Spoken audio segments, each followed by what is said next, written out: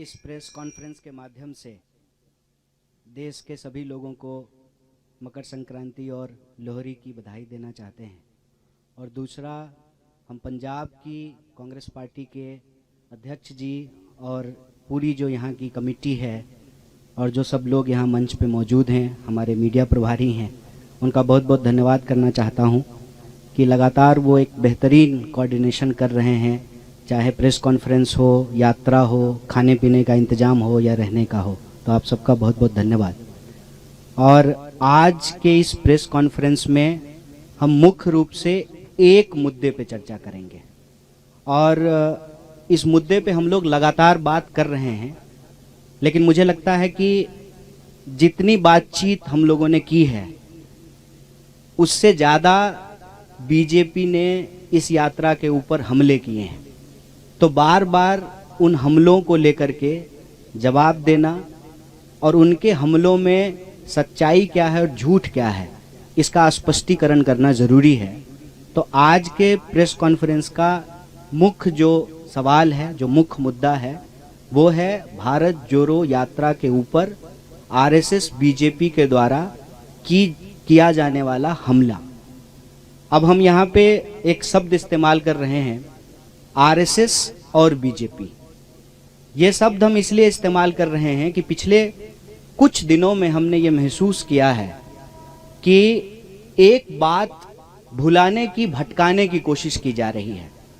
अक्सर आजकल चाय की दुकान पे, बसों में, ट्रेनों में, व्हाट्सएप ग्रुप पे एक चर्चा शुरू हुई है कि जब आरएसएस के लोग राहुल जी के ऊपर हमला नहीं कर रहे हैं तो राहुल जी बार बार आरएसएस का नाम क्यों ले रहे हैं। गुड़ का गाछ तो आरएसएस ही है ना।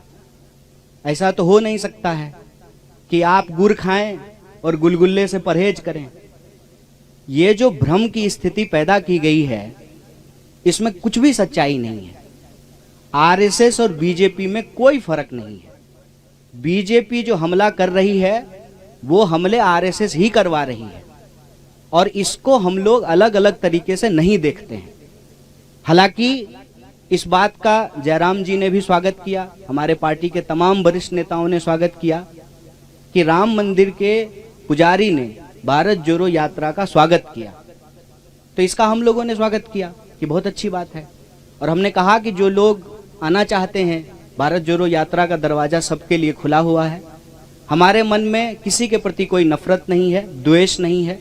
जो लोग भी इस देश से प्यार करते हैं, इस देश के संविधान में उनको भरोसा है, इस देश की विविधता और एकता, जिसको कहते हैं यूनिटी एंड डाइवर्सिटी, और जो यूनिटी की डाइवर्सिटी में बिलीव करते हैं।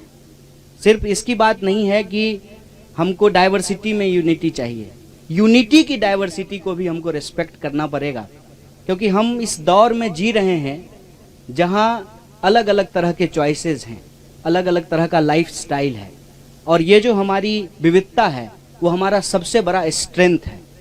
और आप किसी भी एग्जाम्पल को उठा करके देख लीजिए। आप हमारे देश की हॉकी टीम को देख लीजिए, अभी हॉकी का वर्ल्ड कप होने वाला है, हॉकी का मैच चल रहा है।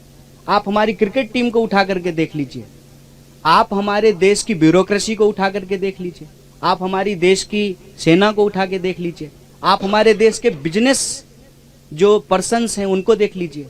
हर फील्ड में हमारे पास डाइवर्सिटी है और ये हमारा सबसे बड़ा स्ट्रेंथ है। तो जो लोग भी इस देश की डाइवर्सिटी में बिलीव करते हैं, इस देश के मल्टीकल्चरलिज्म में बिलीव करते हैं, इस देश के कॉन्स्टिट्यूशन में बिलीव करते हैं, इस देश के लोग आपस में प्यार से रहें, इस भावना में भरोसा रखते हैं, जो लोग संविधान पर विश्वास रखते हैं, देश से प्यार करते हैं, वो सब लोग इस यात्रा में आ सकते हैं। लेकिन आप लोगों ने देखा होगा कि पिछले दिनों यह चर्चा बड़ी जोर शोर से चली। दो तरह के जो है न्यूज आने शुरू हुए। एक, जब मोहन भागवत जी का इंटरव्यू आया तो कुछ लोगों ने हेडलाइन इस तरह से बनाया कि राहुल गांधी का जवाब दिया मोहन भागवत जी ने, और कुछ लोगों ने यह चर्चा शुरू की कि आरएसएस तो स्वागत कर रही है यात्रा का, तो फिर आरएसएस के ऊपर जो है क्यों हमला किया जा रहा है। पहली हम आरएसएस और बीजेपी को अलग अलग नहीं देखते हैं। हमारी समझदारी में आरएसएस जड़ है, बीजेपी उसका फल है। ये भ्रम हमारे मन में नहीं है। भले वो कहते हो कि हम सांस्कृतिक संगठन हैं, लेकिन उनकी पूरी की पूरी विचारधारा राजनीति पर आधारित है। और इस बात को हम यहां स्पष्ट करना चाहते हैं कि धर्म देश का है, सांप्रदायिकता देश का नहीं है। आरएसएस धर्म के प्रतीकों का इस्तेमाल करके सांप्रदायिक राजनीति कर रही है।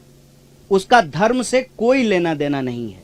जैसे दही दूध से बनता है, लेकिन दही दूध नहीं होता है। दोनों की प्रकृति अलग अलग होती है, नेचर अलग अलग होता है। कोई भी धार्मिक व्यक्ति किसी का खून बहाना, किसी को मारना, किसी के ऊपर हमला करना, नफरत फैलाना, इस तरह की चीजों का समर्थन नहीं करता है।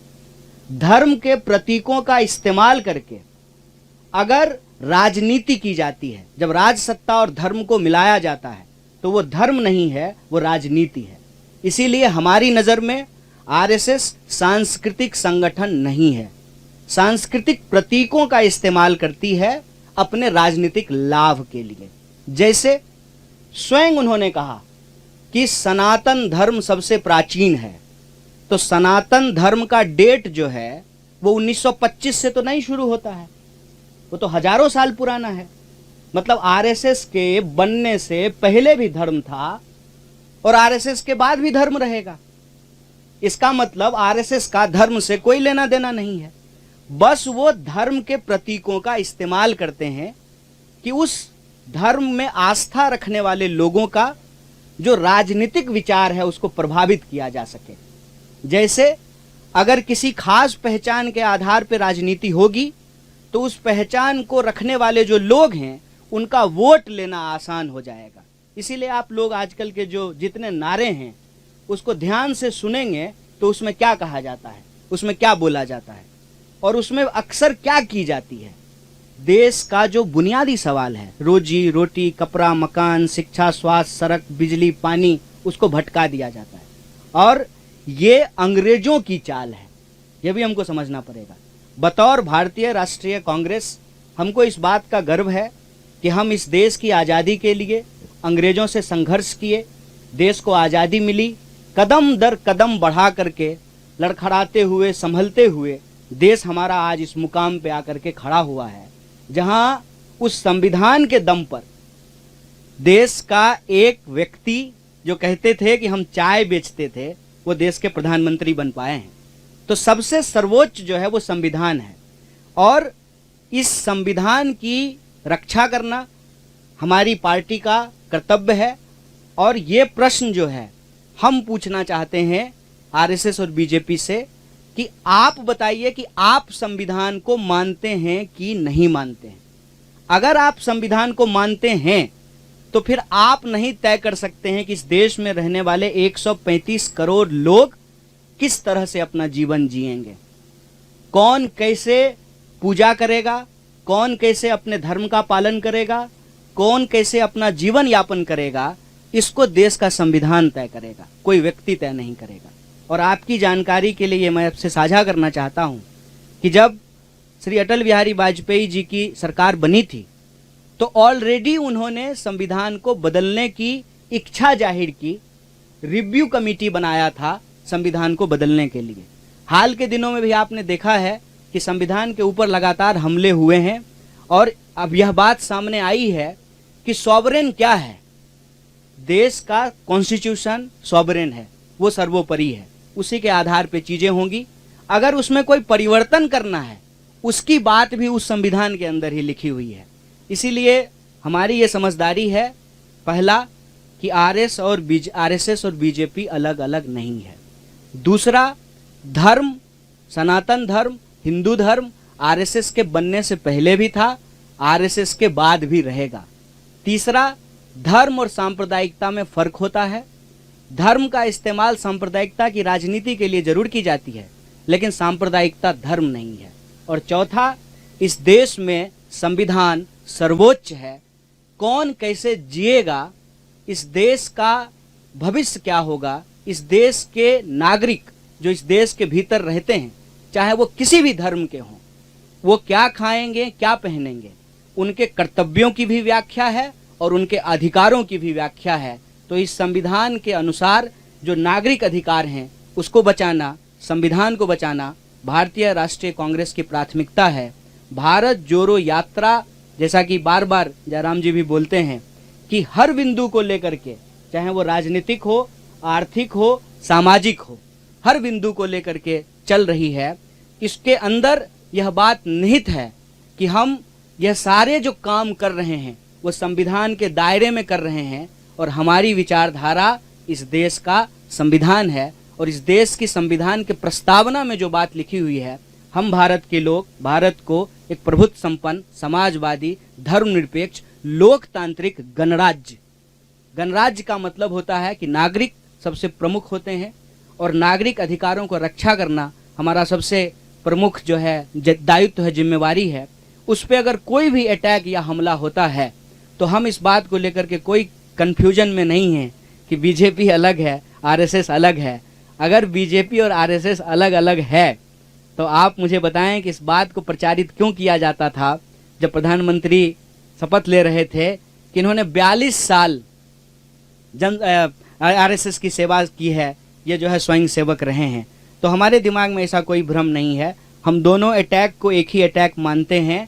और यह जो बचाव किया जाना शुरू हुआ है कि नहीं नहीं आरएसएस तो हमला नहीं कर रही है, तो उस पर हम यही कहना चाहते हैं, आरएसएस अगर हमला नहीं कर रहे तो बहुत अच्छी बात है, लेकिन आरएसएस की जो विचारधारा है और जो कांग्रेस पार्टी की विचारधारा है वो आपस में विरोधी है, विपरीतार्थक है। वो एक ध्रुव पे खड़े हैं, हम दूसरे ध्रुव पे खड़े हैं।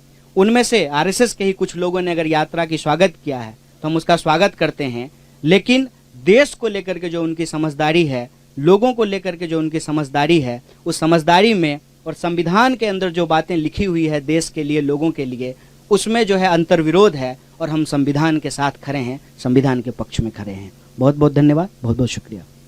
अभी कन्हैया कुमार आपसे सवाल लेंगे, पर उसके पहले मैं हमारे पीसीसी अध्यक्ष से गुजारिश करूंगा कि जो पठानकोट में रैली होने वाली है 19 तारीख को, उसके बारे में और कुछ जानकारी दें और भी जो मुद्दे हैं जो भारत जोड़ो यात्रा जो खास तौर से पंजाब में है उसके बारे में भी कुछ कहें आपको। धन्यवाद जयराम जी। कन्हैया जी, एक तो अज तुहाडे राही मैं पंजाब के लोगों का धन्यवाद करना चाहना कि बहुत बेखूबी दे नाल उन्होंने इस यात्रा का स्वागत किया।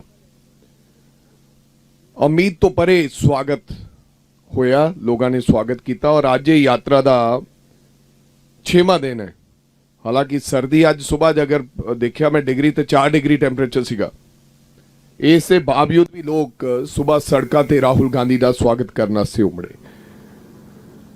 अज ये यात्रा हुण इस तो बाद टांडा उड़मर जाएगी, उत्थे राती रुकांगे और उस तो बाद कल नूं एक दिन की यात्रा चलेगी, फिर मुकेरियां स्टे होएगा तो फिर हिमाचल दे विच यात्रा रहेगी। तो ठीक 19 तारीख नूं लगभग 11:30-12 बजे एक असी पठानकोट विखे रैली करांगे और रैली नूं संबोधन राहुल गांधी जी करनगे और उस तो बाद ये यात्रा 6 किलोमीटर का आपदा जिहड़ा सफर तय करते हुए यात्रा करते हुए फिर ये यात्रा जम्मू दे विच प्रवेश हो जाएगी। सो साथियों, इस यात्रा दे नाल मैं समझदा कि अज बहुत सारिया महिलावां भी राहुल गांधी जी नूं आके मिलियां। तमाम मुद्दों ते इस यात्रा दे नाल जिहड़े पंजाब दे लोग है, पंजाब दे पीड़ित लोग आ, उन्हां नूं बल मिलेगा और बहुत सारे ऐसे मुद्दे है।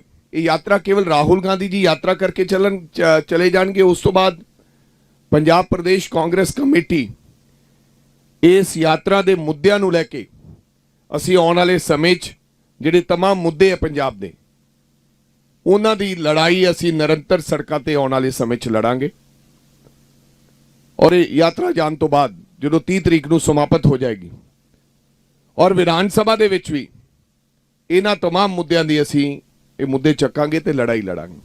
ਸੋ मैं ज़्यादा कुछ ना कहना होया, बहुत सारे ऐसे मुद्दे हैं और इस यात्रा ਦੇ ਨਾਲ कांग्रेस ਦਾ ਵਰਕਰ ਜਿੱਥੇ ਤਕੜਾ ਹੋਇਆ ਹੈ, ਦੱਬੇ ਮਿੱਦੇ ਕੁਚਲੇ ਉਹਨਾਂ ਲੋਕਾਂ ਨੂੰ ਇਸ ਗੱਲ ਦਾ ਬਲ ਮਿਲਿਆ ਇਸ ਯਾਤਰਾ ਦੇ ਨਾਲ ਕਿ ਹੁਣ ਸਾਡੀ ਆਵਾਜ਼ ਬੁਲੰਦ ਕਰਨ ਵਾਲਾ ਕੋਈ ਵਿਅਕਤੀ ਦੇਸ਼ ਦੇ ਅੰਦਰ ਹੈਗਾ। ਔਰ ਜਿਸ ਤਰ੍ਹਾਂ ਕਨਈਆ ਕੁਮਾਰ ਜੀ ਨੇ ਕਿਹਾ ਕਿ ਬਿਲਕੁਲ ਇਹ ਆਰਐਸਐਸ ਦੀ ਜਿਹੜੀ ਸੋਚ ਹੈ ਉਹਦੇ ਨਾਲ ਸਾਡੀ ਸਿੱਧੀ ਸਿੱਧੀ ਲੜਾਈ ਹੈ। ਔਰ ਹਮੇਸ਼ਾ ਅਸੀਂ ਬੋਲਦੇ ਕਹਿੰਦੇ ਕਿ ਆਰਐਸਐਸ ਦੀ ਵਿਚਾਰਧਾਰਾ ਜਿੰਨਾ ਚਿਰ ਕਾਂਗਰਸ ਪਾਰਟੀ ਹੈ, ਔਰ ਮੈਂ ਇਸ ਤੋਂ ਵੀ ਵੱਧ ਕਰਾਂਗਾ ਜਿੰਨਾ ਚਿਰ ਰਾਹੁਲ ਗਾਂਧੀ ਔਰ ਗਾਂਧੀ ਪਰਿਵਾਰ ਹੈ, ਹਾਲਾਂਕਿ ਵਾਰ-ਵਾਰ ਅਟੈਕ ਕੀਤਾ ਜਾਂਦਾ ਗਾਂਧੀ ਪਰਿਵਾਰ ਤੇ, ਉਹਨਾਂ ਚਿਰ ਇਸ ਦੇਸ਼ ਦੇ ਉੱਤੇ ਆਰਐਸਐਸ ਦੀ ਵਿਚਾਰਧਾਰਾ ਲਾਗੂ ਨਹੀਂ ਹੋ ਸਕਦੀ। ਬੇਸ਼ੱਕ ਉਹ ਤਾਕਤ ਦੇ ਨਾਲ ਕਈ ਰਾਜਾਂ ਦੇ ਵਿੱਚ ਆਪਦੀ ਸਰਕਾਰ ਤਾਂ ਬਣਾ ਸਕਦੇ ਹੈ, ਜਿਸ ਤਰ੍ਹਾਂ ਉਹਨਾਂ ਨੇ ਕਬਜ਼ਾ ਕੀਤਾ ਹੋਇਆ ਹੈ, इस्तेमाल कर रहे हैं, दुरुपयोग कर रहे हैं हर चीज का, लेकिन विचारधारा आरएसएस दी इस देश से लागू नहीं हो सकती। और जिस प्रकार हिंदू मुस्लिम की बात करते हैं की उन्होंने कदे कब्रिस्तान ते शमशान घाट की गल की, कभी मंदिर ते मस्जिद की गल की, उस तरह का जिहड़ा प्रभाव है हुण भी पंजाब के अंदर इस तरह का माहौल बनाया जा रहा है। पंजाब नूं तोड़न की गल की जा रही है, पंजाब दे विच उस तरह के हालात बनते जा रहे हैं। अज कोई सिख की गल करता है, कोई हिंदू की गल करता है, कोई चर्च की गल कर लग पे। सो इस तरह का जिहड़ा काम पंजाब दे विच भी चल रहा है वो पंजाब दे वास्ते चंगा नहीं है। सो इन्हां तमाम मुद्दों के वास्ते असीं बिल्कुल छाती डाह के असीं इन्हां दी लड़ाई लड़ते रहांगे। तुहाडा सारिआं दा बहुत बहुत धन्नवाद, तुसीं इत्थे आए। किसी प्रकार के कोई सवाल है तुहाडे कन्हैया जी तो, जयराम जी तो, मेरे तो प्लीज कर सकते हो। धन्यवाद।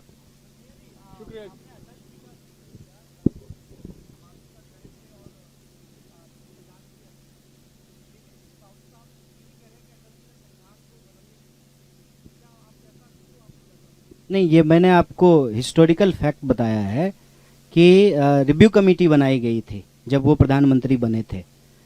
संविधान में संशोधन होते रहे हैं और अभी आप देख रहे हैं कि इसको लेकर के बहुत विवाद चल रहा है कि अभी जो है एक कॉन्स्टिट्यूशनल पोजीशन पे बैठे हुए व्यक्ति ने जो है स्टेटमेंट दिया, उसके बाद जो है ये बहस हो गई कि सॉवरेन क्या है, पार्लियामेंट सॉवरेन है कि कॉन्स्टिट्यूशन सॉवरेन है। तो अल्टीमेटली तो पार्लियामेंट कैसे फंक्शन करेगी ये बात भी तो कॉन्स्टिट्यूशन में लिखा हुआ है। तो कॉन्स्टिट्यूशन तो सबसे ऊपर है। संविधान में भी अगर आपको कोई रिव्यू करना है, उसमें कोई संशोधन करना है, और संविधान के कई संशोधन हुए हैं, उसकी बात भी तो संविधान में ही लिखी हुई है। तो हमारा पॉइंट ये है कि जब ये कहा जाता है किसी संगठन के प्रमुख के द्वारा कि कोई इस देश में कैसे रहे, डरे कि ना डरे, तो प्रश्न ये खड़ा होता है कि वो व्यक्ति खुद किसको मानते हैं, वो व्यक्ति खुद संविधान को मानते हैं कि नहीं मानते हैं। अगर मोहन भागवत जी संविधान को मानते हैं तो फिर उनको कोई बात अलग से कहने की जरूरत तो नहीं है। संविधान में हम कैसे रहें, एक नागरिक के क्या अधिकार हैं और क्या कर्तव्य हैं, यह साफ साफ लिखा हुआ है। हमारे संविधान में ये लिखा हुआ है ना कि इस देश का नागरिक होने के चलते आप अपनी धार्मिक मान्यता और विश्वास को मानने के लिए स्वतंत्र हैं, तो साफ साफ लिखा हुआ है। तो अलग से ये बात कहने की जरूरत क्यों पड़ रही है। अब प्रश्न उठता है कि संविधान मानते हैं कि नहीं मानते हैं। अगर नहीं मानते हैं तो फिर उनकी सरकार जो है बीजेपी की, उसको इमीडिएटली बाहर हो जाना चाहिए, क्योंकि वो सरकार तो संविधान के तहत बनी है, चुनाव के तहत बनी है, लोगों ने वोट दे करके बनाया है, और कसम भी तो संविधान का ही खाए होंगे ना। सारे एमपी, सारे मिनिस्टर, सारे चीफ मिनिस्टर, प्राइम मिनिस्टर, कसम तो संविधान का ही खाया है ना। अगर नहीं मानते हैं तो फिर संविधान का कसम क्यों खा रहे हैं। तो ये अंतर विरोधी बात है, हम ये कह रहे हैं। और ये अंतर विरोधी बात क्यों बोली जाती है, उसके दो कारण हैं। पहला, धर्म और सांप्रदायिकता से देश को कंफ्यूज किया जाता है। हर धार्मिक व्यक्ति सांप्रदायिक नहीं होता है, ये समझना जरूरी है। जैसे हर दूध से जो है ना दही नहीं बनती है, रसगुल्ला भी बनता है। तो आप जो है हर दूध को दही कहना शुरू कर दें, मतलब हम ये कह रहे हैं कि आरएसएस के बनने से पहले धर्म था ना, और आरएसएस के बनने के बाद भी धर्म रहेगा। तो आरएसएस के पास सांप्रदायिकता की ठेकेदारी हो सकती है, धर्म की ठेकेदारी नहीं है। पॉइंट 1। पॉइंट 2 कि इस बात से कंफ्यूज मत होइए कि इस तरह की चर्चाएं शुरू क्यों की जाती है। अब ये बोलने की कोई जरूरत तो नहीं थी, इसलिए की जाती है कि ये अंग्रेजों का टेक्टिस है। मैं बार बार कहता हूं, फूट डालो, राज करो, इंसान को आपस में लड़ाओ, उसके मुद्दे भटकाओ। भारत जोड़ो यात्रा का ये लक्ष्य है कि ना हम संविधान को किसी भी तरीके से बर्बाद होने देंगे, संविधान को हम बचाएंगे, प्रोटेक्ट करेंगे, और संविधान में लोगों के ही अधिकारों की बात है तो उनके जो मुद्दे हैं, रोजी रोटी, कपड़ा, मकान, शिक्षा, स्वास्थ्य, सड़क, बिजली, पानी, उसको प्रमुखता से उठाएंगे। जहां हमारी सरकार है वहां हम उसको डिलीवर करने की कोशिश करेंगे, और जहां हमारी सरकार भूमिका निभाते हुए सड़कों पे उतर करके संघर्ष करेंगे। मैं आपको एक और चीज़ बताऊं जो जनता की जानकारी, देश की जानकारी में नहीं है, मैं खुलासा कर रहा हूं। अभी जब अटल जी प्रधानमंत्री बने 98 में, दूसरी बार बने, पहले बार तो 13 दिन का था, तो दूसरी बार बने 98 में, उन्होंने संविधान की समीक्षा के लिए एक कमेटी का गठन की घोषणा की। अटल जी चाहते थे कि सुप्रीम कोर्ट के रिटायर्ड चीफ जस्टिस एम.एन. वेंकटाचलैया इसकी अध्यक्षता करें। वेंकटाचलैया जी मान गए। तब उनको टर्म्स ऑफ रेफरेंस भेजा गया इस समीक्षा समिति का, और समीक्षा समिति के टर्म्स ऑफ रेफरेंस में पहले नंबर पर था to examine movement from parliamentary form of government to presidential form of government, यानी कि जो ढांचा है संविधान का उसको बदलने की प्रयास की गई। आप जानते नहीं है, मैं अभी पहली बार कह रहा हूं, वेंकटाचलैया जी ने कहा अगर ये टर्म्स ऑफ रेफरेंस रहेगा मैं इस समिति की अध्यक्षता करने के लिए तैयार नहीं हूं। उनको मनाने की कोशिश की गई पर वो माने नहीं, तो तब एक नया टर्म्स ऑफ रेफरेंस प्रकाशित किया गया जिसमें जो पहले कहा गया था move from parliamentary system to presidential form of government, उसको हटाया गया। इसकी जानकारी मुझे खुद वेंकटाचलैया जी ने दिया है 2 बार। वो आज भी हैं, बेंगलोर में रहते हैं, और उन्होंने 2 बार मुझे कहा है कि ये प्रयास की गई जब संविधान की समीक्षा के नाम पर बेसिक स्ट्रक्चर को बदलने की कोशिश की गई। आज जो अभी कन्हैया कुमार ने कहा है, एक संवैधानिक संस्था दूसरे संवैधानिक संस्था पर आक्रमण कर रहा है, बड़ा अद्भुत है। ये कभी नहीं हुआ हमारे देश में कि एक संवैधानिक संस्था दूसरे संवैधानिक संस्था पर रोज आक्रमण कर रहा है। आज सुबह भी आक्रमण है। मैंने अभी अभी देखा कि न्याय मंत्री, बड़ा अन्याय है कि हमें ऐसा न्याय मंत्री मिला है, इससे बड़ा अन्याय नहीं हो सकता हमारे देश में। और न्याय मंत्री ने अभी चीफ जस्टिस को खत लिखा है कि कलीजियम में राज्य सरकार और केंद्र सरकार के नुमाइंदे होने चाहिए। ये बेसिक स्ट्रक्चर बदलने की कोशिश की जा रही है, और जानबूझकर न्यायालय और सरकार के बीच में, एग्जीक्यूटिव और जुडिशरी के बीच में तनाव पैदा करा जा रहा है।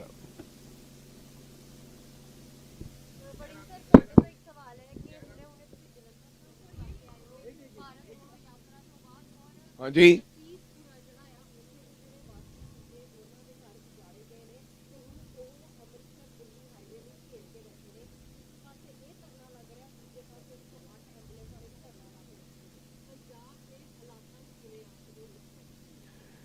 ਬਿਲਕੁਲ। ਕੱਲ 108 ਦੇ ਜਿਹੜੇ 2 ਦਿਨ ਪਹਿਲਾਂ ਜੋ ਧਰਨਾਕਾਰੀ ਸੀ, ਅੰਦੋਲਨਕਾਰੀ, ਉਹਨਾਂ ਨੂੰ ਰਾਹੁਲ ਜੀ ਮਿਲੇ, ਉਹਨਾਂ ਨੇ ਆਪਦਾ ਮੈਮੋਰੈਂਡਮ ਦਿੱਤਾ, ਔਰ ਉਹਨਾਂ ਨੇ ਮੈਨੂੰ ਵੀ ਕਿਹਾ ਕਿ ਉਹਨਾਂ ਦੇ ਮੁੱਦੇ ਨੂੰ ਤੁਸੀਂ ਵਿਧਾਨ ਸਭਾ 'ਚ ਲੜਾਈ ਲੜਨੀ ਹੈ। ਔਰ ਜਿੱਥੋਂ ਤੱਕ ਤੁਸੀਂ ਅੱਜ ਲਤੀਫਪੁਰ ਵਾਲੇ ਲੋਕਾਂ ਦੀ ਗੱਲ ਕਰਦੇ ਹੋ, ਅਸੀਂ ਪਹਿਲਾਂ ਵੀ ਉੱਥੇ ਜਾ ਕੇ ਉਹਨੂੰ ਕੰਡੈਮ ਕੀਤਾ ਕਿ ਇਸ ਤਰ੍ਹਾਂ ਨਹੀਂ ਹੋਣਾ ਚਾਹੀਦਾ ਸੀ ਜੋ ਸਰਕਾਰ ਨੇ ਕੀਤਾ। ਗਵਰਨਮੈਂਟ ਦੀ ਉਹ ਜਗ੍ਹਾ ਸੀ, ਔਰ ਜਦੋਂ ਅਸੀਂ ਕਾਂਗਰਸ ਦੀ ਸਰਕਾਰ ਸੀ ਉਹਦੇ ਵਿੱਚ ਅਸੀਂ ਬਿੱਲ ਲੈ ਕੇ ਆਏ ਸੀ, ਔਰ ਇਹ ਗੱਲ ਕਿਹਾ ਗਿਆ ਸੀ ਵੀ ਕਿਸੇ ਨੂੰ ਵੀ ਅਗਰ ਜਿਹੜਾ ਵਿਅਕਤੀ 12 ਸਾਲ ਦਾ ਉੱਥੇ ਬੈਠਾ ਹੋਇਆ ਉਹਨੂੰ ਉਜਾੜਨ ਦੀ ਇਜਾਜ਼ਤ ਕਿਸੇ ਨੂੰ ਦਿੱਤੀ ਨਹੀਂ ਜਾਏਗੀ। ਔਰ ਬਿਨਾਂ ਸੋਚਿਆ ਸਮਝਿਆ ਐਕਸ ਪਾਰਟੀ ਜਿਹੜਾ ਕੇਸ ਸੀਗਾ, ਪੰਜਾਬ ਸਰਕਾਰ ਨੇ ਧੱਕੇਸ਼ਾਹੀ ਕੀਤੀ ਲਤੀਫਪੁਰੇ ਦੇ ਲੋਕਾਂ ਦੇ ਨਾਲ, ਉਹਨਾਂ ਨੂੰ ਘਰ ਤੋਂ ਬੇਘਰ ਕਰ ਦਿੱਤਾ ਗਿਆ। ਚੰਦ ਲੋਕਾਂ ਦੇ ਅਸਰ ਰਸੂਖ ਦੇ ਨਾਲ ਉਹ ਕੇਸ ਹਾਰ ਗਏ ਤੇ ਉਹਨਾਂ ਨੂੰ ਬੇਘਰ ਕਰ ਦਿੱਤਾ। ਅੱਜ ਵੀ ਵਿਚਾਰੇ ਕਈ ਦਿਨਾਂ ਤੋਂ ਉੱਥੇ ਬੈਠੇ ਨੇ ਔਰ ਜੋ ਪੰਜਾਬ ਦੇ ਹਾਲਾਤ ਬਣਦੇ ਜਾ ਰਹੇ ਨੇ।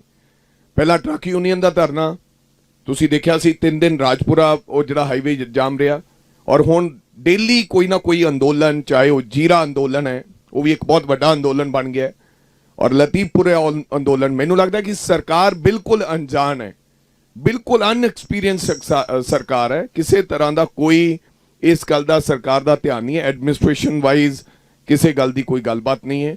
ਸੋ ਮੈਨੂੰ ਤਾਂ ਕਦੇ ਕਦੇ ਡਰ ਲੱਗਦਾ ਕਿ ਪੰਜਾਬ 'ਚ ਇਹ ਨਾ ਹੋਵੇ ਕਿ ਜਿਹੜੀ ਸੜਕ ਤੇ ਨਿਕਲੀਏ ਕਿ ਅੰਦੋਲਨ ਹੋ ਰਹੇ ਹੋਣ, ਕਿਉਂਕਿ ਇਹਨਾਂ ਲੋਕਾਂ ਨੇ ਬੜੇ ਝੂਠ ਮਾਰ ਕੇ ਸਰਕਾਰ ਲੈ ਕੇ ਆਏ। ਸੋ ਅੱਜ ਉਹਨਾਂ ਝੂਠਾਂ ਦਾ ਨਤੀਜਾ ਕਿ ਹਰ ਵਿਅਕਤੀ ਸੜਕ ਤੇ ਬੈਠਾ। ਸੋ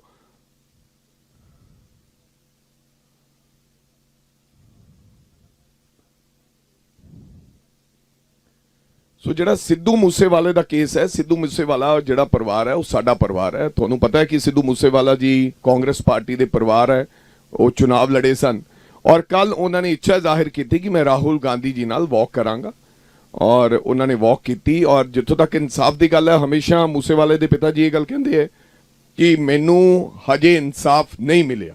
ਸੋ ਮੈਂ ਸਮਝਦਾ ਹਾਂ ਬੇਸ਼ੱਕ ਪੁਲਿਸ ਇਹ ਕਹਿ ਰਹੀ ਹੈ ਜਾਂ ਕੋਈ ਵਿਅਕਤੀ ਕਹਿ ਰਿਹਾ ਜਾਂ ਸਰਕਾਰ ਕਹਿ ਰਹੀ ਹੈ ਕਿ ਅਸੀਂ ਸਭ ਕੁਝ ਠੀਕ ਕਰਤਾ, ਜਿੰਨਾ ਚਿੱਕਰ ਜਿਨ੍ਹਾਂ ਦਾ ਪੁੱਤ ਗਿਆ ਹੈ ਅਗਰ ਉਹ ਸੈਟੀਸਫਾਈਡ ਨਹੀਂ ਹਨ ਤਾਂ ਮੇਰਾ ਖਿਆਲ ਹਜੇ ਪਰਿਵਾਰ ਨੂੰ ਇਨਸਾਫ ਨਹੀਂ ਮਿਲਿਆ। ਔਰ ਹੋਰ ਸਰਕਾਰ ਨੂੰ ਚੰਗੇ ਤਰੀਕੇ ਨਾਲ ਤਵੱਜੋ ਨਾਲ ਇਸ ਉੱਤੇ ਕੰਮ ਕਰਨਾ ਚਾਹੀਦਾ ਤਾਂ ਜੋ ਪਰਿਵਾਰ ਦੀ ਸੈਟੀਸਫਾਈਡ।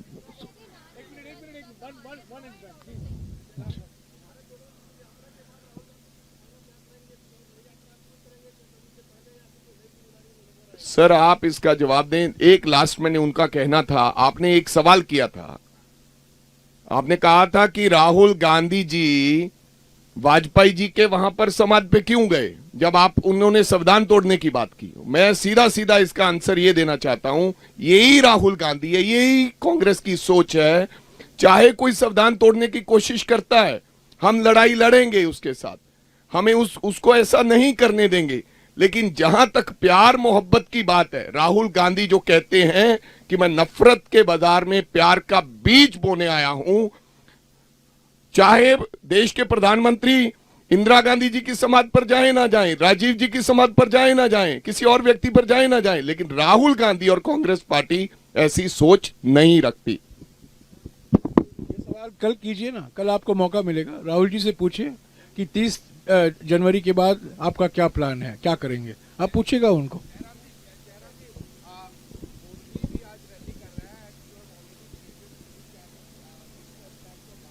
122 दिन में 122 दिन रोज राहुल जी और भारत यात्री और कांग्रेस कार्यकर्ता 23, 24, 25 किलोमीटर चल रहे हैं 122 दिनों में। 12 राज्यों से हम गुजरे हैं। प्रधानमंत्री को अचानक शौक लग गई है कि मैं 2 घंटे के लिए पटेल की मूर्ति से संसद तक, मुश्किल से क्या 3-4 किलोमीटर का रास्ता होगा, मैं रोड शो करूं। ये तो इवेंट है उनके लिए, इवेंट मैनेजमेंट है ये। पैदल चल रहे, रोड शो कर रहे हैं। रोड शो वो इनोवा पर भी हो सकता है। रोड शो इनोवा पर खड़े होके ये कर सकते हैं। मैं नहीं जानता हूं कि एक्चुअली वो चलेंगे कि नहीं, पर ये दर्शाता है कि बीजेपी भोकलाई हुई है, घबराहट में है, परेशानी में है और कैसे भी न्यूज मैनेजमेंट करना चाहती है ताकि भारत जोड़ो यात्रा के बारे में खबर पीछे हट जाए और हेडलाइन बने प्रधानमंत्री की आज रोड शो राजधानी में हुई। मैडम आपका एक सवाल पूछ हो गया, और भी लोग हैं, मैं वापस आऊंगा। एक ही व्यक्ति को मैं बार बार मौका नहीं दूंगा। आप पूछ चुकी हैं, आप इंतजार कीजिए, यहाँ और भी लोग हैं जो पूछना चाहते हैं। अब लोकतांत्रिक तरीके से प्रेस कॉन्फ्रेंस हो रहा है।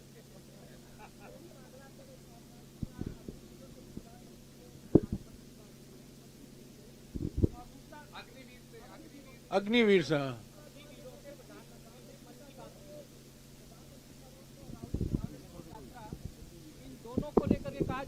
चेहरा बनाम चेहरे को लेकर के कि क्या 2024 में प्रधानमंत्री के मुकाबले राहुल जी होंगे, क्योंकि ये सवाल पूछा जा रहा। तो ये और एक छोटा सा सवाल और था सर कि मायावती जी ने कल ऐलान किया कि वो अकेले चुनावी मैदान में उतरेगी 2024 में। तो 23 दलों को जो आपने निमंत्रण दिया था कश्मीर में 30 जनवरी को, तो क्या इससे विपक्ष का जो जोड़ो एकता का जो मुहिम था, क्या उसमें कुछ कोई फर्क नहीं पड़ेगा, कोई असर नहीं होगा। अग्निवीर वाला जहां तक आपने अग्निवीरों की बात की है कि प्रधानमंत्री जी ने अग्निवीरों से मन की बात की है, यही तो दिक्कत है। भारत जोड़ो यात्रा इसलिए हो रही है कि वो मन की बात करते हैं, जनता की आवाज नहीं सुनते हैं। जब जीएसटी लगाया तब की भी मन की बात की, नोटबंदी किया तब भी मन की बात की। कोई भी ऐसा काम करते हैं मन की बात करते हैं। हाँ, 3 काले कानून बनाए, वो काले कानून वापस लिए तब भी मन की बात की, किसानों के साथ की। तो मेरे कहने का मतलब ये भारत जोड़ो यात्रा का हम चाहते हैं कि लोगों की आवाज सुनो, ना कि मन की बात को। अपनी मन की बात अपने मन में रखें, जनता की आवाज सुने और जनता की आवाज सुन के देश के प्रधानमंत्री ऐसे कानून लाए। एक सवाल और था सर, पंजाब से जुड़ा हुआ था, उसमें अध्यक्ष जी ये था हरियाणा, कि- एक मिनट, हरियाणा में और पंजाब में राहुल जी ने कई एक्स सर्विसमैन और उनके संगठनों से मुलाकात की और सभी ने एक ही आवाज में कहा कि भारतीय सेना कॉन्ट्रैक्ट एम्प्लॉयमेंट के आधार पर नहीं चल सकता। आज हमारे सीमाओं पर बहुत गंभीर चुनौती है।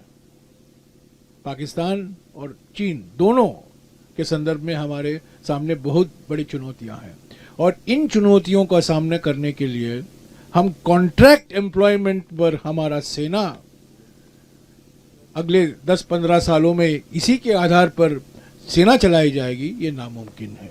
ये राहुल गांधी जी ने नहीं कहा, ये मैंने नहीं कहा, ये पीसीसी अध्यक्ष ने नहीं कहा, ये retired lieutenant general, retired general, retired brigadier, retired colonel, retired major general, करीब 60-70 एक्स सर्विसमैन और उनके संगठनों से राहुल जी मिले हैं। पहले हरियाणा में मिले, बाद में पंजाब में मिले। तो ये कॉन्ट्रैक्ट एम्प्लॉयमेंट कभी भी हमारे सेना में कांग्रेस पार्टी के लिए नामुमकिन है। एक और सवाल था सर, छोटा सा, पंजाब से जुड़ा हुआ है। पंजाब से जुड़ा हुआ था सर, बस अध्यक्ष जी से। यार, आप 3 सवाल पूछ चुके हैं। एक सवाल है सर, अभी उसमें बैठ ये जाओ। कहा जा रहा है। हाँ, बैठ जाओ यार, बैठ जाओ। जिनको मौका नहीं मिला है। एक minute, please 1 minute, please 1 minute यार, डोंट आंसर। क्योंकि आप अलग अलग तबकों की बात कर रहे हैं, एक लगातार ट्रेंड चल रहा है बॉयकॉट बॉलीवुड वाला, और खासतौर पे हम बात करें चाहे बेशरम रंग हो, काफी राइट विंग ग्रुप्स ने किया है। तो कांग्रेस का इस पे क्या स्टैंड है कि क्या बॉलीवुड को प्रेशराइज किया जा रहा है? और देखिए, जब हम लोग ये प्रेस कॉन्फ्रेंस शुरू किए तो हमने इस्तेमाल किया वर्ड संविधान, संवैधानिक संस्थाएं, तो हम उसी दायरे में रहेंगे ना। मेरा मानना है, हमारी पार्टी ऐसा समझती है कि हर समस्या के निराकरण के लिए संविधान है और संवैधानिक संस्थाएं हैं। मान लीजिए फिल्म से जुड़ा हुआ कोई मामला है, उसको सेंसर बोर्ड देखेगी। जब सेंसर बोर्ड है तो इसका टेंशन हम लोग क्यों लें? वो सेंसर बोर्ड में जो बैठे हुए लोग हैं वो लें, या तो वो पास करें या फेल करें। अब उससे ऊपर अगर कुछ बन गया है तो हम लोगों को नहीं मालूम है। तब तो फिर कोई भी आता है, मंत्री आकर के कुछ भी बोलता है, तो फिर अलग अलग राज्य का अपना अपना सेंसर बोर्ड होगा, अलग अलग धर्म का अपना सेंसर बोर्ड होगा, अलग अलग जाति का सेंसर बोर्ड होगा, अलग अलग जिले का सेंसर बोर्ड होगा। फिर जब भी इस देश में कोई सिनेमा बने तो जो है एक कॉपी जो है वो सारे सेंसर बोर्ड को भेजा जाए, फिर रिलीज हो। कोई तो डेकोरम होगा ना। हम कह रहे हैं कि किसका कॉपीराइट है केसरी रंग पे? महात्मा बुद्ध के छीवर का रंग केसरिया है। शिवाजी महाराज, साहू जी महाराज, संभाजी महाराज के झंडे का रंग केसरिया है। भाजपा के झंडे में हरा है, कोई ध्यान ही नहीं दिया है। बीजेपी के झंडे में हरा है। यहां हम बैठे हुए हैं, ये संतों की भूमि है, गुरुओं की भूमि है। केसरी रंग पंजाब का रंग है। देश के तिरंगे में जो है केसरी रंग है। किसी को कोई ठेकेदारी है क्या? अरे जिसको जो रंग पहनना है, इसीलिए हमने एक शब्द का इस्तेमाल किया था, डाइवर्सिटी। डाइवर्सिटी का क्या मतलब होता है? हमारे यहां अगर हम हिंदू धर्म की बात करें तो 33 करोड़ देवी देवता हैं। 33 करोड़।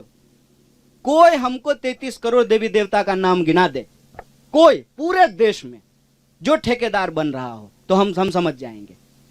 यहां यह इस बात का प्रतीक है कि हमारा देश हमेशा से अभिव्यक्ति को अपहोल्ड किया है। आप जान लीजिए कि अगर आप दर्शन का इतिहास पढ़ेंगे, भारतीय दर्शन का, तो यहां अगर भाववादी दर्शन था तो भौतिकतावादी दर्शन भी था। चारवाक भी थे यहां पे, यम जीवेत सुखम जीवेत रण कृत्वा घिवम पिबेत। तो यहां चारवाक भी रहे हैं। यहां लोग रहे हैं जो ईश्वर के अस्तित्व को नकारते हैं। स्वयं महात्मा बुद्ध जो है पुनर्जन्म को नकारते हैं। तो हमारे दर्शन में, हमारी परंपरा में, हमारी संस्कृति में विविधता कूट कूट करके भरी हुई है और कोई ठेकेदार नहीं है। हम सब इस देश के नागरिक ने एक किताब को, एक संविधान को अपना सर्वोच्च चीज चुना है, उसको माना है और उसके आधार पर ही संवैधानिक संस्थाएं बनी हैं। क्या फिल्म में होगा नहीं होगा ये सेंसर बोर्ड तय करेगा, कोई व्यक्ति तय नहीं करेगा।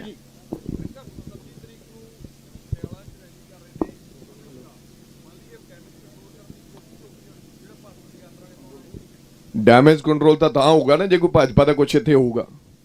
ਜੋ ਹਾਲਾਤ ਨੇ ਪੰਜਾਬ ਦੇ ਵਿੱਚ, ਭਾਜਪਾ ਦੇ ਕਦੇ ਪੈਰ ਨਹੀਂ ਪੰਜਾਬ 'ਚ ਲੱਗਣੇ, ਚਾਹੇ ਜਿੰਨੀਆਂ ਰੈਲੀਆਂ ਮਰਜ਼ੀ ਅਮਿਤ ਸ਼ਾਹ ਕਰ ਲੇ। ਤੁਸੀਂ ਦੇਖਿਆ ਹੋਣਾ ਰੋਜ਼ਾਨਾ ਸਰਦਾਰਾਂ ਦੇ ਖਿਲਾਫ ਕੋਈ ਨਾ ਕੋਈ ਨੁਕਤਾ ਲੈ ਕੇ ਆਂਦਾ। ਹੁਣ SYL ਦੀ ਲੜਾਈ, ਪਹਿਲਾਂ ਕਾਲੇ ਕਾਨੂੰਨ ਲੈ ਕੇ ਆਂਦੇ, ਫਿਰ SYL ਦਾ ਮੁੱਦਾ ਤੁਰਿਆ ਫਿਰਦਾ, ਹਜੇ ਤੱਕ ਉਹ ਹੱਲ ਨਹੀਂ ਹੋਇਆ।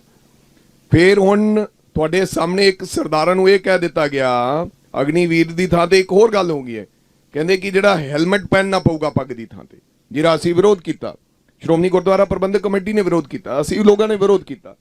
ਸੋ ਪੰਜਾਬ ਦੇ ਵਿੱਚ ਜਿੰਨੀਆਂ ਮਰਜ਼ੀ ਕੋਸ਼ਿਸ਼ਾਂ ਕਰ ਲੈਣ ਅਮਿਤ ਸ਼ਾਹ, ਅੱਜ ਇਹ ਵੀ ਹਾਲਾਤ ਜੋ ਅੱਜ ਪੰਜਾਬ ਦੇ ਹਾਲਾਤ ਹੈ, ਉਹਦੇ ਵਿੱਚ ਕੇਂਦਰ ਸਰਕਾਰ ਦੀ ਭੂਮਿਕਾ ਹੈ, ਕਿਉਂਕਿ ਉਹ ਚਾਹੁੰਦੇ ਨੇ ਪੰਜਾਬ ਦੇ ਹਾਲਾਤ ਖਰਾਬ ਹੋਣ। ਤਾਂ ਫਿਰ ਅਸੀਂ ਇਹਦੇ ਵਿੱਚ ਗਵਰਨਰੀ ਰਾਜ ਲਾਈਏ, ਤੇ ਜੇ ਗਵਰਨਰ ਰਾਜ ਲੱਗੇਗਾ ਦੈਟ ਮੀਨਸ ਪੁਲਿਸ ਦਾ ਰਾਜ ਹੋਗਾ, ਤੇ ਜੇ ਪੁਲਿਸ ਦਾ ਰਾਜ ਹੋਏਗਾ ਤੇ ਫਿਰ ਸਾਡਾ ਰਾਜ ਹੋਏਗਾ। ਅਸੀਂ ਆਪਦੀ ਮਨਮਰਜ਼ੀ ਕਰਾਂਗੇ। ਆ ਜਿਹੜੇ ਹਾਲਾਤ ਬਣ ਰਹੇ ਨੇ, ਫਲਾਨੀ ਥਾਂ ਤੇ ਹੈਂਡ ਗ੍ਰਨੇਡ, ਫਲਾਨਾ ਥਾਂ, ਕਤਲ ਪੰਜਾਬ 'ਚ ਹੁੰਦਾ ਹੈ, ਦਿੱਲੀ ਪੁਲਿਸ ਉਹਨਾਂ ਨੂੰ ਫੜ ਲੈਂਦੀ ਹੈ। ਕਤਲ ਪੰਜਾਬ 'ਚ ਹੁੰਦਾ, ਦਿੱਲੀ ਪੁਲਿਸ ਫੜ ਲੈਂਦੀ ਹੈ। ਇਹ ਸਾਰਾ ਤਾਣਾ ਬਾਣਾ ਉਹਨਾਂ ਦਾ ਰਚਿਆ ਹੋਇਆ ਹੈ ਔਰ ਜਨਤਾ ਜਾਣਦੀ ਹੈ। ਇਸ ਕਰਕੇ ਅਮਿਤ ਸ਼ਾਹ 10 ਰੈਲੀਆਂ ਕਰ ਲੇ, ਉਹਨੂੰ ਪੰਜਾਬ ਦੇ ਵਿੱਚ ਜਗ੍ਹਾ ਨਹੀਂ ਮਿਲੇਗੀ।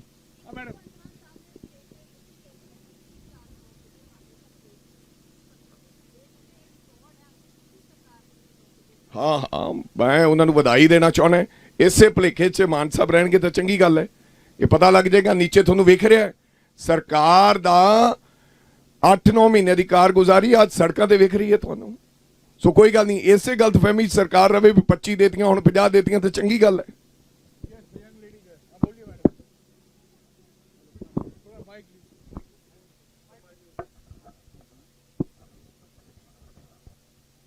जयराम सर, जिस तरह से घंटों राहुल गांधी जी सड़कों पे चल रहे हैं ठंड में, और आपने कहा कि मोदी जी चलेंगे गाड़ी से, तो आप चाहते हैं कि भाजपा भी इसी तरह सड़कों पे चलकर दिखाए?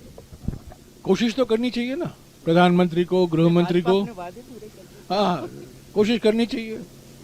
मैं नहीं जानता हूं कि प्रधानमंत्री चलेंगे कि नहीं, पर जो मैंने पढ़ा है बीजेपी की ओर से जो वक्तव्य आया है, उन्होंने कहा कि रोड शो कई तरीके से हो सकते हैं। रोड शो इनोवा में भी होता है।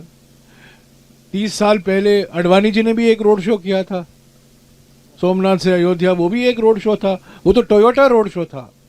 भारत जोड़ो यात्रा पैदल का रोड शो है, पद यात्रा है। एक्चुअली इसका नाम भारत जोड़ो पद यात्रा होना चाहिए था। ये यात्रा पद यात्रा है। मैं नहीं जानता हूं कि प्रधानमंत्री आज पद यात्रा करेंगे कि नहीं। अगर उन्होंने पद यात्रा कर भी लिया तो मुश्किल से 3 या 4 किलोमीटर, मुश्किल से 1 घंटा चलेंगे बस। और क्यों चलेंगे? फोटो अपॉर्चुनिटी के लिए। और मैं उनसे पूछना चाहता हूं, क्या मास्क पहनकर चलेंगे? पार्लियामेंट के तो अंदर आ गए। 20 तारीख दिसंबर को कोशिश की गई कोविड के बहाने भारत जोड़ो यात्रा को डिरेल करने की। स्वास्थ्य मंत्री राहुल जी को खत लिखते हैं, किस आधार पर लिखते हैं जानना जरूरी है। किसी वैज्ञानिकों की सलाह के आधार पर नहीं, ICMR के सलाह के आधार पर नहीं, 2 बीजेपी के सांसदों, राजस्थान के सांसदों ने उनको खत लिखा था, क्योंकि वो घबरा गए थे राजस्थान में जो स्वागत मिला भारत जोड़ो यात्रा को। और स्वास्थ्य मंत्री लिखते हैं आप सावधानी से कार्रवाई कीजिए, भारत जोड़ो, हालांकि वो धमकी दे रहे थे भारत जोड़ो यात्रा को आप अभी रोको।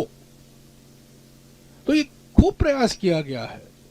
और प्रधानमंत्री उसी दिन मास्क पहनकर पार्लियामेंट के अंदर आते हैं, पर शाम को शादी में या कोई फंक्शन में जाते हैं, वहां तो मास्क नहीं दिखाई दिया।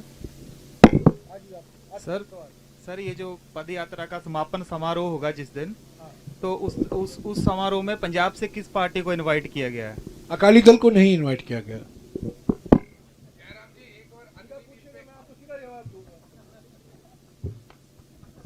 सर मेरा सवाल आपसे है, पिछले दिनों केंद्रीय गृह मंत्री ने कहा कि कांग्रेस ने बेशक आज़ादी का नैरेटिव सेट किया था, लेकिन उसमें योगदान औरों का भी था। जो आज़ादी है वो केवल अहिंसा से ही नहीं मिली है।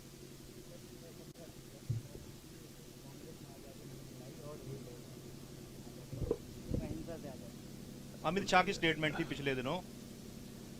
अमित शाह की विचारधारा ने हमारे आजादी के आंदोलन में कोई भाग नहीं लिया। संविधान बनाने में उनकी कोई भूमिका नहीं रही। महात्मा गांधी का विरोध किया, उसी विचारधारा में जो विश्वास रखते थे, नाथूराम गोडसे गांधी जी की हत्या की। बाबा साहब अंबेडकर की सबसे कड़ी आलोचना आरएसएस वाले करते थे। अगर आप देखें ऑर्गेनाइजर जो उनका मैगजीन निकलता है आरएसएस का, जब संविधान बन रहा था, संविधान के बारे में, जो मसौदे के बारे में और अंबेडकर जी के बारे में क्या क्या नहीं लिखा गया।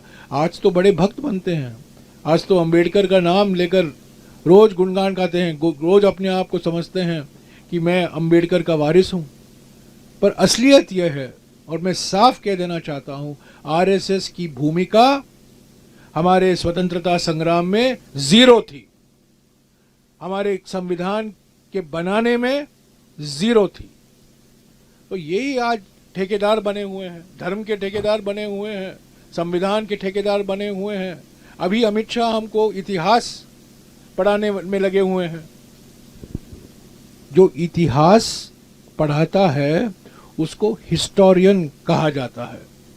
अमित शाह की जो बिरादरी है, जिसमें प्रधानमंत्री शामिल हैं, हमारे कानून मंत्री शामिल हैं, सब जो हमारे बीजेपी के बुद्धिजीवी हैं शामिल हैं, उनको हिस्टोरियन नहीं कहा जा सकता, उनको डिस्टोरियन कहा जाता है, जो इतिहास को फिर से लिखने में लगे हुए हैं ताकि यहां वहां वाइट वॉश कर दें।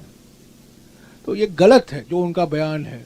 ये बात सही है, कई लोग थे, कई लोगों ने स्वतंत्रता संग्राम में भाग लिया जो कांग्रेस के मुख्य धारा में नहीं थे, पर उन कभी नहीं नकारा गया है। उनका योगदान, रास बिहारी बोस का योगदान कभी नहीं नकारा गया है, भगत सिंह का योगदान कभी नहीं नकारा गया है, किसी ने नहीं नकारा।